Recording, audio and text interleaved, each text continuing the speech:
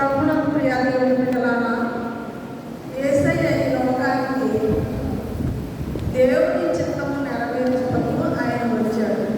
కనుక దేవుని చిత్తము నెరవేర్చబడడానికి ఆయన ఎన్ని శ్రమలైనా సహించుకున్నాడు. ఎందుకంటే మనం రక్షింపబడాలి అంటే యేసయ్య శ్రమ పడాలి, ఆయన శ్రమ పడాలి. కానీ ఆయన మధ్యలో నేను శ్రమ పడలేదు, బాధ పడలేదని వదిలిపెట్టి మనం రక్షణ పొందుకోలేదు. కనుక మనం రక్షింపబడడానికే ఆయన అన్ని శ్రమలు పొందుకున్నారు. అన్ని శ్రమలు ఆయనకి కష్టం అనిపించదు. ఎందుకంటే ఇష్టమైన పని చేయడానికి కష్టం అనిపిస్తుందా? ఇష్టమైన పని చేయడానికి కష్టం అనిపించదు. అదే కష్టమైన పని చేయడం కాదు, ఏదైనా మనకి ఇష్టం లేని పని చేయడం అంటే కష్టం అనిపిస్తుంది. కాబట్టి యేసయ్యకి కష్టం లేదు. అంత అన్ని దెబ్బలు కొట్టినా, ఏం చేసినా, మొహం మీద ఉమ్మేసినా, తండ్రి మీరు ఏం చేస్తున్నారు, మీరు ఎరుగరు కనుక వీరిని క్షమించాలి. మనం క్షమించలేము. ఎందుకంటే తగ్గ మరి ఆత్మీయ బిడ్డలు చక్కగా మాట్లాడారు, కానీ మాట్లాడితే పడలేదు. మనము యేసయ్య ఏం చెప్పాడంటే తను తగ్గించుకున్నవాడు ధన్యుడు. మరి దేవుని యొక్క భయభక్తులు కలిగి జీవించడమే. ఆయన వచ్చారు, సిలువ వేయబడ్డారు, మన పాపలన్నీ క్షమించబడ్డాయి. మనము నడుచుకోవలసిన విధానాన్ని ఆయన మనకి నేర్పించి వెళ్ళిపోయాడు. ఆయన దాని వెనక అపోస్తలుడైన పౌలు కూడా మనం ఏ విధంగా నడుచుకోవాలో 14 పత్రికలు రాసి ఇచ్చాడు ఆయన. అవి మనం చదువుకుని మనం ఏ విధంగా నడుచుకోవాలో, దేవుని రాజ్యానికి మనం ఎలాగ వారసులు అవ్వాలో మనకన్నీ కూడా రాసిచ్చారు. వాటిని బట్టి మనము అనుసరించి నడుచుకోవాలి. కాబట్టి ఆయన దాహం ఉంచున్నాను అన్నప్పుడు చేదు చిలకను మనం అందించినట్లుగా అక్కడ చూస్తూ ఉన్నాము. ఆయన దాహం ఏంటంటే ఎవరైతే పాపంలో ఉన్నారో వారిని రక్షించుటయే ఆయనకు దాహం. ఆయన దేవుడి చిత్తము నెరవేర్చినప్పుడు ఆయనకు దాహం.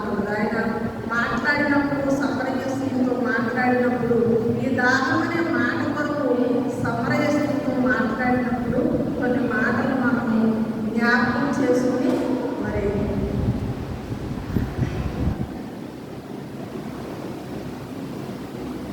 యోహాను సువార్త 4వ అధ్యాయం 7వ వచనం చదువు.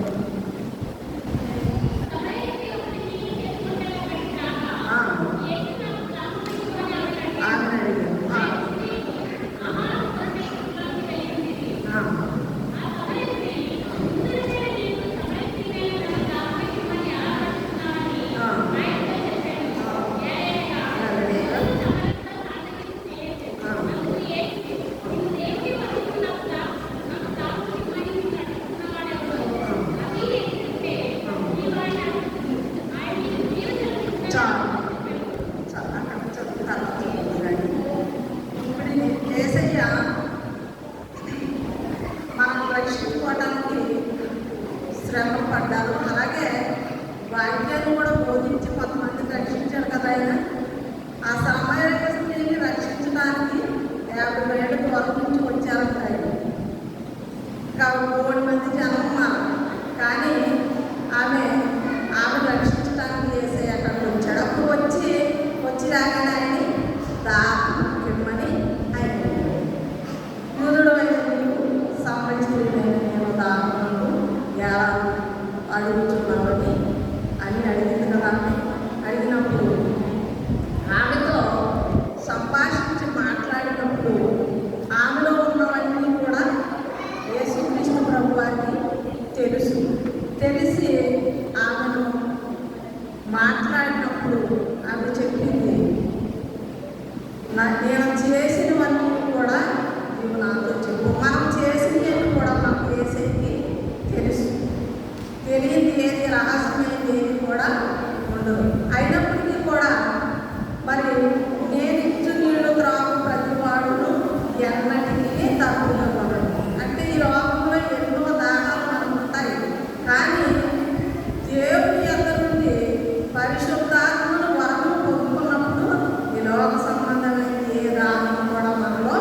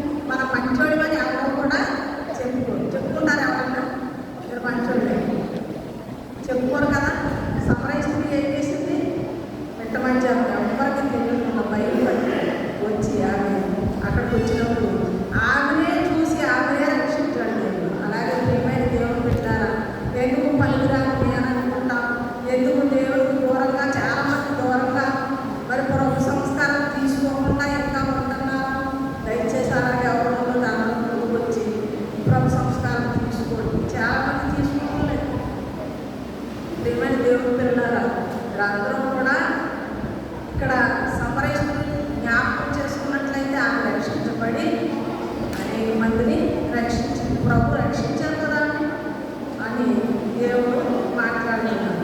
నేను ఇచ్చి నీళ్ళు త్రాగువాడు ఎప్పుడు తప్పు అనడు. ఆయన ఇచ్చి నీళ్ళేంటి? పరిశుద్ధాత్మను వారు జీవజలముల ఊట నాకు దయచేసినది కనుక ఆమె అనేక మందిని మార్చింది. తర్వాత యోహాను సువార్త 7వ అధ్యాయము 37వ వచనం.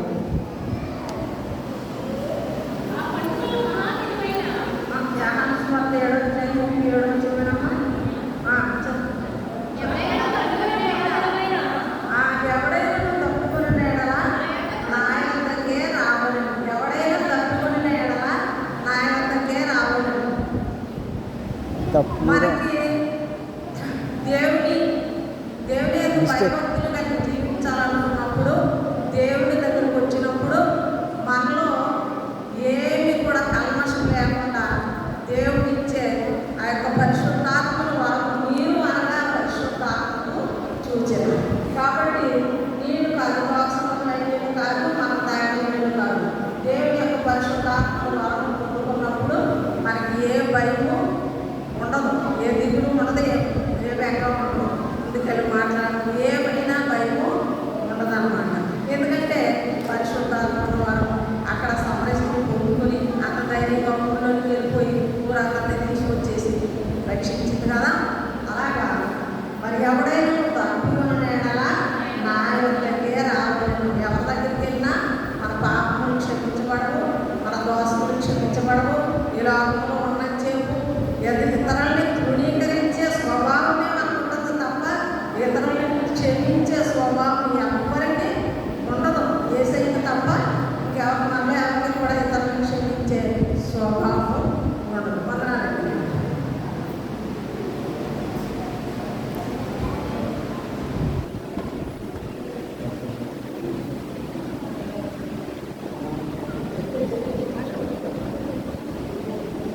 దేవునికి ప్రకటన గ్రంథము 7వ అధ్యాయము 16వ వచనం.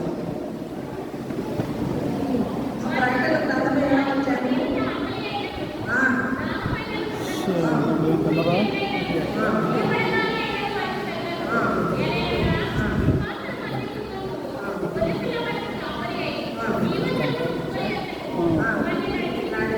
చాలా ఇక్కడ ఏమన్నా పరలోకంలో దానమైనను ఆకలి అయినను దాకికైనను ఏమి ఉండదు. అందుకని ఆ రాజ్యం మనం సంపాదించుకోవాలి. గొర్రెపుల సింహాసనం కూడా జీవజలముల ఒక ఎదుగా మనం ఉంటామన్నమాట. అందుకని దేవుడు పరలోకంలో దానం ఉండదు, దర్శక ఉండదు, ఏమి ఉండదు. ఈ లోకంలో ఉంటాడు. అందుకని యేసయ్య మరి ఆయన రక్త మాంసములు గలవాడే అసలు ఉన్నప్పుడు దానం అని ఆ దానం అంటే మనలో ఇంకా అనేక మంది మనం పాపమై ఉన్నాం కాబట్టి మనం మారు మనసు పొంది రక్షించబడి ఆయన బిడ్డలుగా మనం ఉండాలని ఆయన కోరుకుంటామన్నాడు. కనుక కీర్తనలో 69 చూడమ్మా, 69:20. 69:20.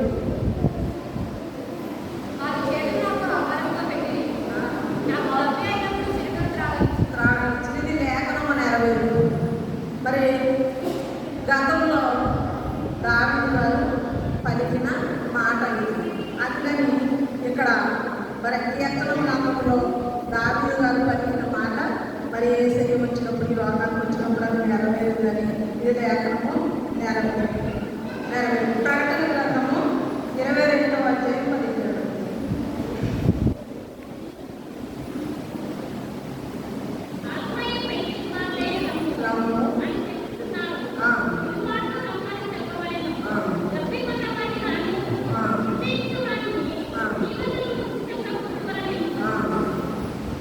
దానిలో ఉన్న వారిని దేవుడు పిలుస్తా ఉన్నాడు. మరొకసారి చదువు.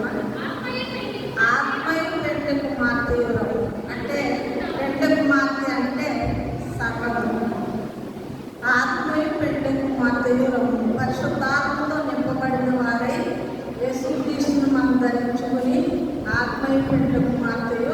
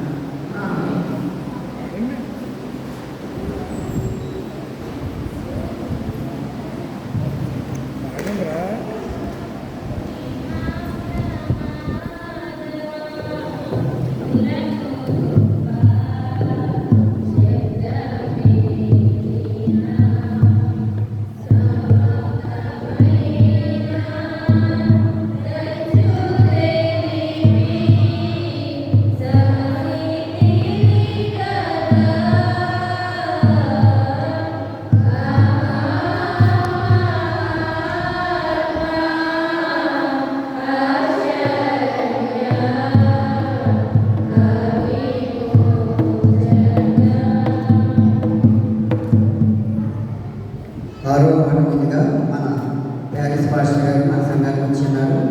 గురుప్రేకి సంబంధించి కొన్ని శుభాలు తెలియజేసి తర్వాత ఆరో మాటగా బైబిల్ పట్టణం కుమారి గారు, ప్రార్థన బ్యాగల సునీత గారు, జ్ఞానం కోట్ల జ్ఞాన ప్రకాశం గారు సిద్ధపడవలసిందిగా వచ్చింది.